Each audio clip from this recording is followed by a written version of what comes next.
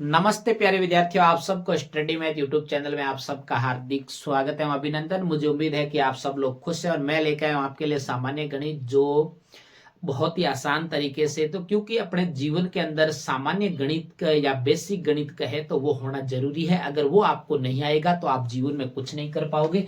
तो जो आज अपन पढ़ने जा रहे हैं वो क्या क्या पढ़ने जा रहे हैं, उन सब के बारे में अपन बारी बारी से चर्चा करेंगे। तो मैं आपके सामने लेके आया हूं, एक तो जोड़ है, एक घटाव है, एक गुणा है और एक भाग है। इन चारों का गणित के अंदर बहुत महत्व है और इनको सीखना जरूरी है, क्योंकि इनके बिना गणित को अपन आगे बढ़ा ही नहीं सकते। तो सबसे पहले देखो क्या है जोड़। क्या है जोड़? जोड़ का जो चिन्ह होता है वो इस प्रकार होता है, आप सबको भली भांति पता है। और जिस बच्चों को, छोटे छोटे नन्हे मुन्ने बच्चे हैं, इनको अगर पता नहीं है तो वो आप देख सकते हो कि जोड़ का चिन्ह इस प्रकार होता है।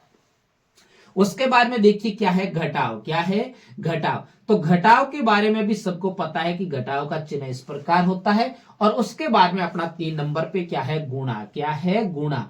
गुणा का जो चिन्ह है वो किस प्रकार है? इस प्रकार। और उसके बाद में अपना जो लास्ट है वो क्या है? भाग। क्या है? भाग। और जो भाग का चिन्ह होता है वो इस प्रकार होता है। अब देखिए इन चारों की अपन बारी बारी से चर्चा करेंगे, क्योंकि ये चारों गणित के लिए बहुत ही महत्वपूर्ण है। अब देखिए सबसे पहले अपना 1 नंबर पे अगर बात की जाए तो क्या है जोड़। जोड़ को अपन को पता होना चाहिए कि जोड़ के नियम सबके होते हैं, जोड़ के होते हैं, घटाव के होते हैं, गुणा के होते हैं और भाग के होते हैं। अगर अपन को नियम का पता है तो अपन के पास में उदाहरण तो कोई भी आ सकता है, उन उदाहरणों को अपन आसानी से कर सकते हैं।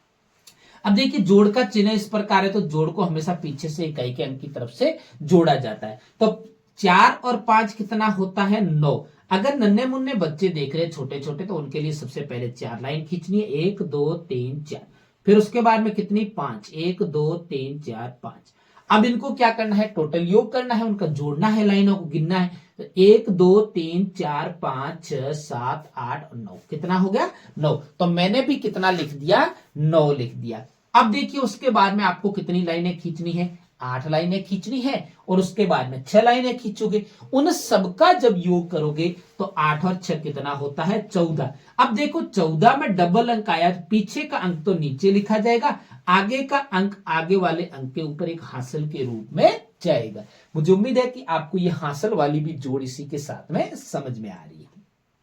अब देखिए उसके बाद में 3 लाइनें खींचिए, 7 लाइनें खींचिए और उसके बाद में एक हासिल की लाइन खींचोगे तो 7 और 3 10 और एक हासिल कितना होता है? 11।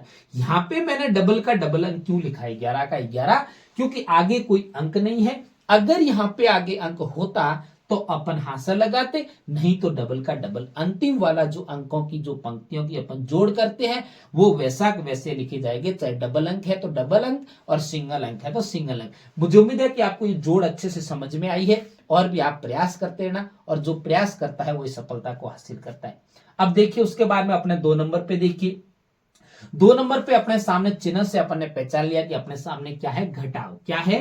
घटाव। घटाव का चिन्ह इस प्रकार, घटाव को भी हमेशा पीछे से इकाई के अंक की तरफ से घटाना शुरू किया जाता है। अब देखो घटाते समय अपन को ध्यान रखना है कि ऊपर की संख्या बड़ी है और नीचे की संख्या छोटी है। देखो 963 में से 428 आसानी से घटा सकते हैं, लेकिन यहां पे दिक्कत आ रही है कि पीछे से घटाना शुरू करते तो क्या 3 में से 8 घटा सकते? हाँ, कई बार बच्चे यहाँ पे पूछे जाते हैं कि सर ये उधार वाला घटाव है या बिना। यहीं से आपको पता चलेगा कि जब ऊपर का अंक छोटा आ जाता है और नीचे का बड़ा, तब हमेशा पड़ोसी से उधार लिया जाता है। यहाँ 3 छोटा है और 8 बड़ा है तो यहाँ पड़ोसी से उधार लिया, 6 से 1 उधार लिया तो यहाँ 5 और यहाँ 3 के पास में 1 बिठाएंगे तो कितने हो जाएंगे? 13। कितना हो जाएगा?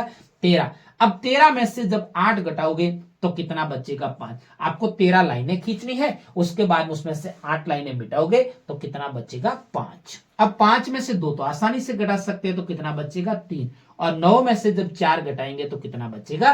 5। आप 9 लाइनें खींचिए, उसमें से 4 मिटाओगे तो कितना बचेगा? 5। मुझे उम्मीद है कि आपको ये घटाव, जो उधार वाला घटाव है, वो बहुत ही आसान तरीके से समझ में आया है। अब देखिए 3 नंबर पे अगर अपन चर्चा करें तो 3 नंबर पे अपना क्या है? गुणा। क्या है? गुणा। गुणा का चिन्ह इस प्रकार होता है, आप सबको भली भांति जानते हैं आप। अब देखिए गुणा कैसे किया जाता है। गुणा में हमेशा नीचे वाली 1 अंक का गुणा है, क्योंकि नीचे 1 अंक है तो 1 अंक का गुणा कहलाता है। अगर 2 अंक होता तो 2 अंक का, और 3 अंक होता तो 3 अंक का गुणा। अब 2 का पाड़ा 4 बार बोलेंगे तो 2 चौके कितना होता है? 8। कितना होता है? 8। और 2 का 0 से गुना करने पर 0 आता है। कई बच्चे अक्सर यहाँ पे 2 लिख देते हैं और 2 गलत हो जाता है, क्योंकि 0 का किसी भी अंक या किसी भी संख्या से गुणा करने पर आपका आंसर क्या प्राप्त होता है? 0। 2 का 3 से गुणा करेंगे तो 2 तिहाई कितना होता है? 6। कितना होता है? 6। तो मुझे उम्मीद है कि आपको ये गुणा भी बहुत अच्छे से समझ में आया है। अब देखिए उसके बाद में 4 नंबर पे चर्चा की जाए तो भाग की चर्चा करेंगे। तो भाग के भी नियम होते हैं कि जो बाहर की संख्या होती है उसको भाजक के नाम से जानते हैं, अंदर की संख्या भाज्य, और इधर जो बच्चे आएगा अपना जो उत्तर वो क्या कहलाता है? भागफल, और अंतिम में जो संख्या बचेगी वो शेषफल के नाम से जाना जाता है। अब देखिए पहले 1 अंक में भाग देंगे क्योंकि आराम से दे सकते हैं। 9 में 8 का भाग आसानी से जाता है, तो 8 का पाड़ा बोलेंगे 9 से ज्यादा। 8 एकम 8, 8 दूनी 16 ज्यादा हो गया तो 8 एकम 8, मतलब कि एक बार भाग गया। कम भले ही हो, बराबर भले ही हो, लेकिन ज्यादा नहीं होना चाहिए। अब देखो 9 में से 8 गए, पीछे कितना बचा? 1। कितना उतारेंगे? यहाँ पे दूसरा अंक 16 हो गए। 8 दूनी कितना होता है? 16, पूरा पूरा भाग गया। 8 दूनी 16। 16 में से देखो 6 में से 6 गया 0, 1 में से गया 0, और कितना उतारा जाएगा? 8। कितना उतारा जाएगा? 8। और 8 एकम 8। मुझे उम्मीद है कि आपको ये भाग भी अच्छे से समझ में आया है। 8 में से 8 गया 0। तो अपना इसमें बात की जाए कि इसमें शेषफल कितना बचा, तो 0, और ये अपना भागफल जो कितना बचा? 121 अपने पास में भागफल आए। मुझे उम्मीद है कि आपको जोड़ घटाव गुणा भाग बहुत ही आसान तरीके से समझ में आया। और भी आप प्रयास करना, जो बच्चा प्रयास करता है वो सफलता को हासिल करता है। और जिस दिन आपको जोड़ घटाव और गुणा भाग आपको आसान से आसान और कठिन से कठिन आने लग गए, उस दिन आप सोच लेना कि गणित से आधा जो अपने पास में डर है वो गायब हो जाएगा स्वतः ही। अगर मेरे पढ़ाने का तरीका अच्छा लगे तो मेरे चैनल को सब्सक्राइब करना और आगे अपने प्यारे प्यारे मित्रों को शेयर करते रहना। तब तक मेरे स्टडी मैथ यूट्यूब चैनल बने रहे।